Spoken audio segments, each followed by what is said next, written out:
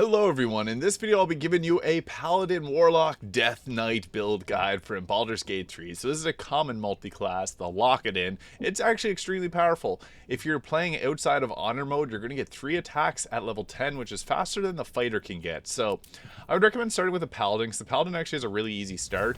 And if you break your oath, you become an Oathbreaker Paladin, which I think is the best version of this. But otherwise, we would go with a Path of Vengeance, which gives us Inquisitor's Might. Not something we're going to use often, but it'll daze the target for 1 turn and get 2 additional radiant damage.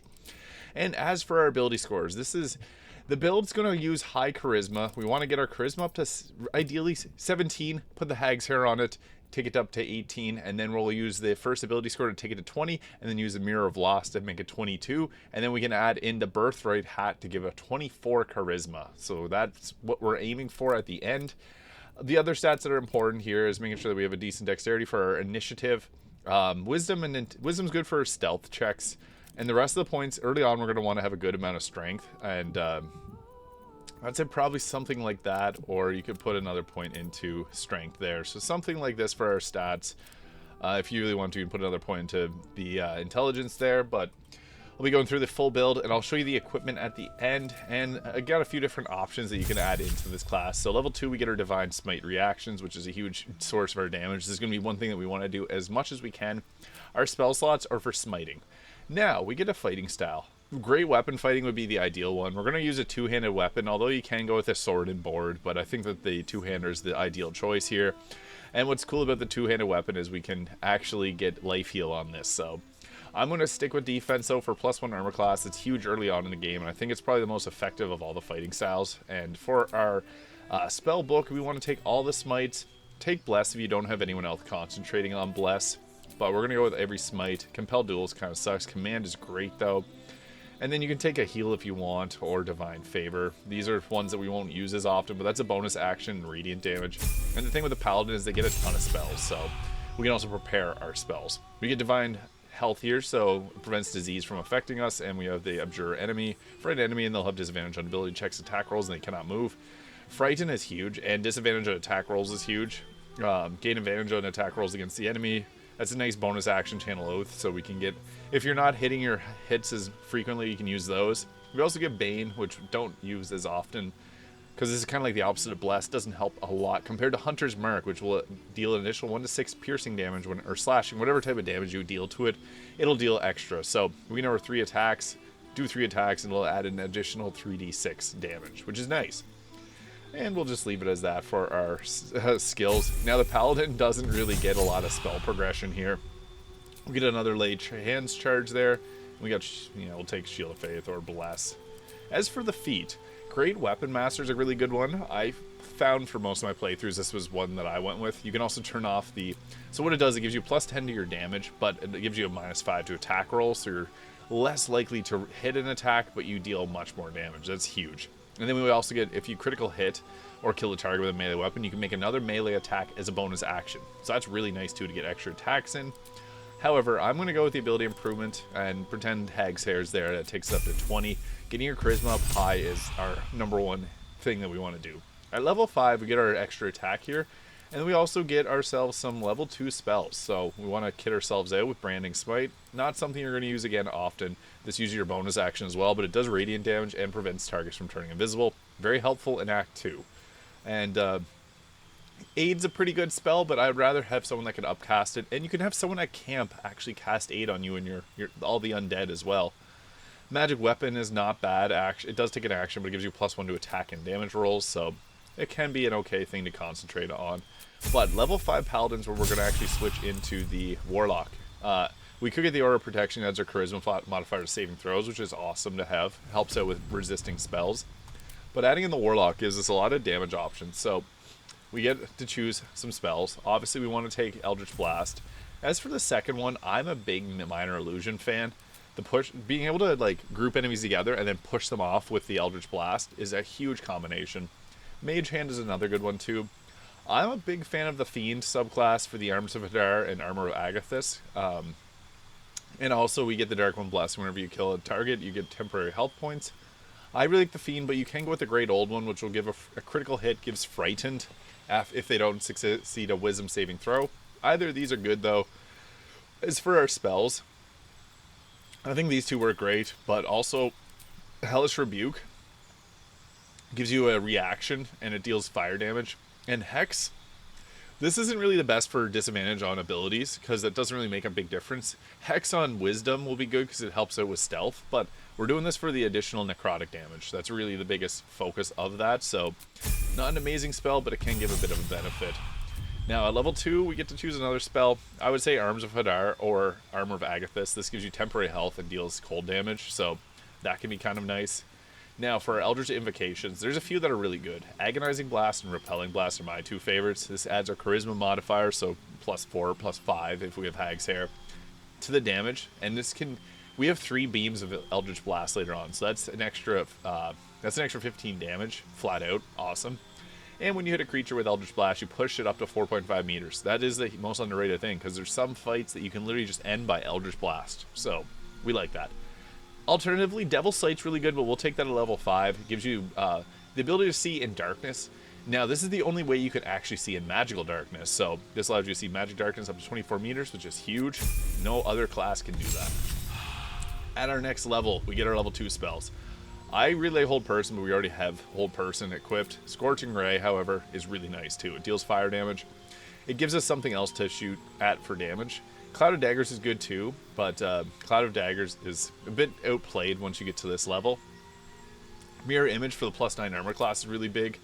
And for our Packed Moon, we're going Pact of the Blade, obviously. This gives us that 3rd attack, and it allows us to use Charisma as our modifier for our attacks. So, 2 huge benefits there, because we can bind our weapon, make it scale off Charisma, which is massive. I'm a big fan of Bone Chill, but if you didn't take Friends already, take Friends. That's a good one to have.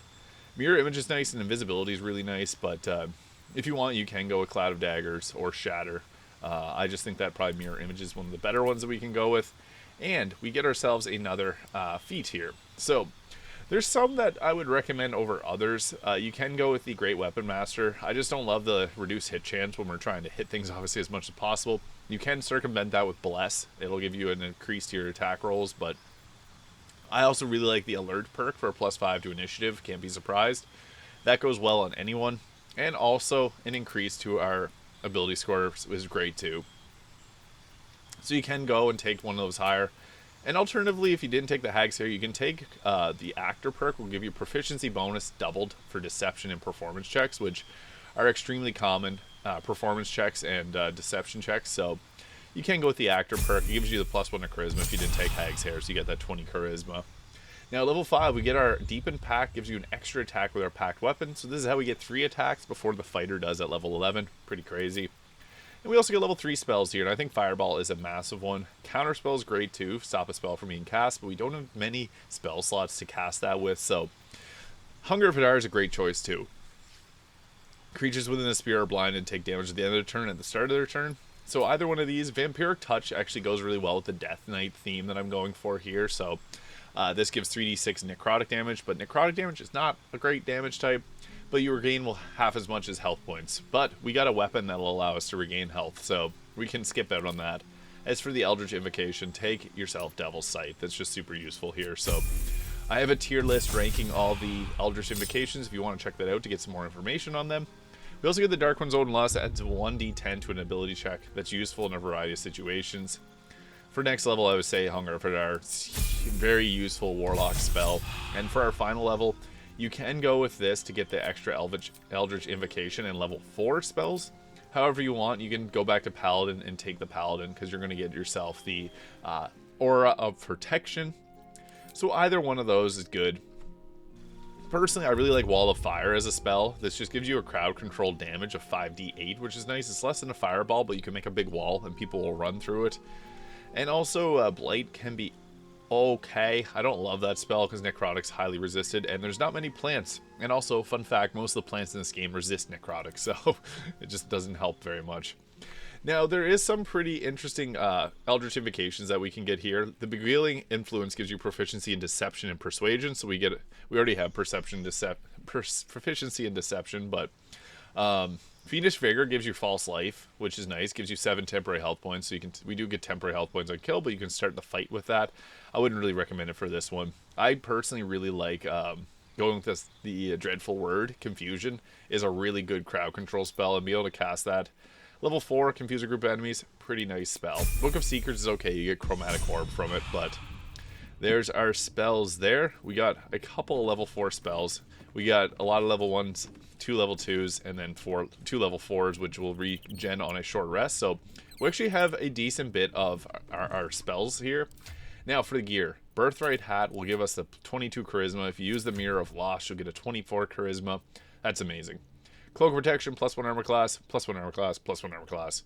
We have a crisp 24 armor class, so that's pretty good, all things considered. And we also get Blade Ward and Resistance, so 1d4 bonus to saving throws and resistance against bludgeoning piercing damage.